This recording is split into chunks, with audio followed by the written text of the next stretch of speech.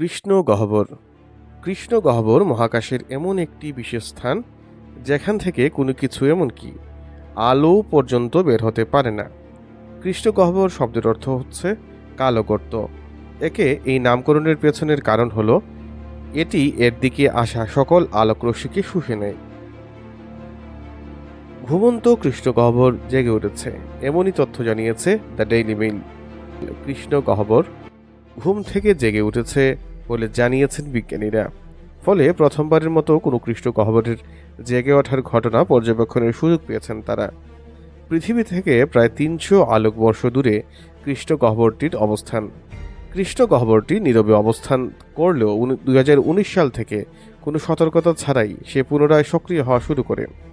বিজ্ঞানীদের তথ্য মতে সূর্যের ভরের ১,০০,০০০ গুণ বেশি ভরের এই কৃষ্ণগহ্বর হঠাৎই তার পার্শ্ববর্তী ছায়াপথ বা গ্যালাক্সির অংশবিশেষ গ্রাস করতে শুরু করেছে। গ্রাস করার কারণে কৃষ্ণগহ্বরটি অতিমাত্রায় আলো নিঃসরণ করছে বলে এর জেগে ওঠার অভূতপূর্ব মুহূর্ত ধরা পড়েছে বিজ্ঞানীদের কাছে। ২০১৯ সালের ডিসেম্বরে বিজ্ঞানীরা লক্ষ্য করেন কৃষ্ণগহ্বরটি তারা থেকে প্রচুর পরিমাণ ইনফ্রারেড অতিবেগুনি রশ্মি ও দৃশ্যমান আলো নির্গত হচ্ছে। ইউরোপিয়ান সাউদার্ন অবজারভেটরি জ্যোতির্বিজ্ঞানী পলা সানজেন সায়েচি বলেন, ভাবুন তো, আপনি বহু বছর ধরে কোনো একটি দূরবর্তী শান্ত এবং নিষ্ক্রিয় ছায়াপথ পর্যবেক্ষণ করছেন।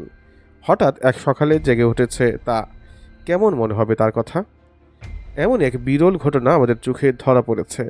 শান্ত এবং নিষ্ক্রিয় কৃষ্ণগহ্বরটি উজ্জ্বলতার নাটকীয় পরিবর্তন দেখতে পেয়েছি আমরা।